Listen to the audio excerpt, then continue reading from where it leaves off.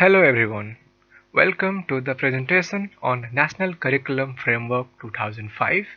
I, Pratap Jana, a teacher trainee from Regional Institute of Education Bhubaneswar, going to present you the brief summary of NCF 2005. So let's get started. This National Curriculum Framework is a document consisting framework for curriculum build-up and management.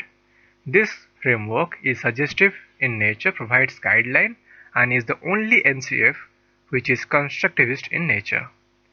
It is the fourth NCF published by NCERT. Also, all the states can also develop state curriculum framework in accordance with the NCF. There are four major issues that has been addressed by the NCF 2005. These are educational purpose, educational experience, organization of experience, and accessing learning. The roadmap or the content of NCF 2005 is as follows. In the first section, it describes about perspective of NCF with 5 guiding principles. Next, it describes about learning and knowledge, followed by curricular area, which also enables idea for school and classroom, and in the end it allows us to give a systematic reform to the educational system. The perspective of NCF 2005 is to strengthening the national system of education by reducing curriculum load and enhancing the quality of education. It introduced 5 guiding principles such as connecting knowledge to the life outside of the school. In the second, shifting the learning process from rote method. In the third, to overall development of the child and not to the textbook centric oriented. In the fourth, the exam system is to be flexible and should be integrated to the classroom life. And in the five, it also nurture democratic polity of the country. The second content is learning and knowledge. This is to reorient our perception to learn and unlearning. To enable this, the NCF introduced child-centric pedagogy, and the learning engagement should experience, making basis, experiment, reading, discussion, asking questions, reflection, and should be expression basis, and it should be constructivist in nature. That means the learners should actively construct their knowledge by connecting new ideas to the existing by some activities present them. And the teacher's role should be as a constructor or the facilitator, which provide and coordinate knowledge among the children. Moreover, the pedagogy should reflect critical issues in terms of the political, social, economic, or moral aspect by enabling them to multiple views.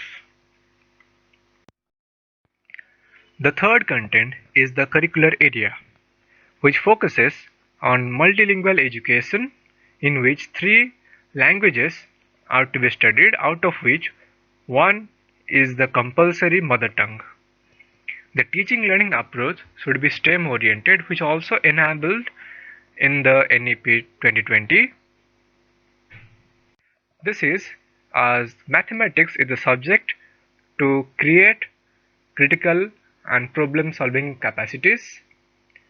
Science is to develop curiosity and creativity among them. Social science is for social developments. Art, heritage, craft, health, physical education, these are to enable them to real life and to develop their abstract social skills. Talking about the assessment should be the integral part of the teaching learning process. It should be continuous or school based. It is also followed by giving some feedbacks, as it is enhancing the quality of teaching and learning is the purpose of assessment. The fourth content focuses on school and classroom environment.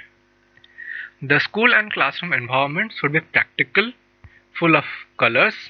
It should be friendly, peaceful, with lots of open space, with plants, animals, trees and toys. The teacher to student ratio should be 1:30. The classroom should follow inclusive system with participation to community. It should follow democratic classroom practices. Also, all the learners should participate in the teaching learning process.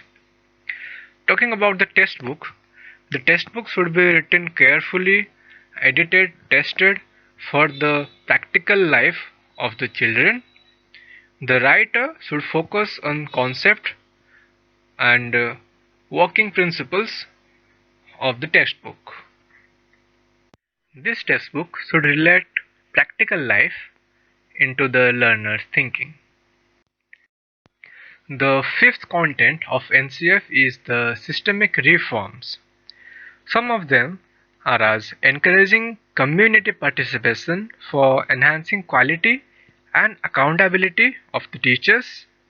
The academic leadership of principals is related to the performance of the school. The school should be evolving in nature with a common system which is reflective, flexible in nature. Talking about the guidance and counseling, there should be the reform in the exam. The examination should be shift from testing problem to testing the competency of the assessment. It should be open-ended questions. The exam should be flexible in time, and guidance and counseling should be made the part of the school level education. So this was all about the NCF 2005. I am Pratap Jana signing out. Thank you so much for watching.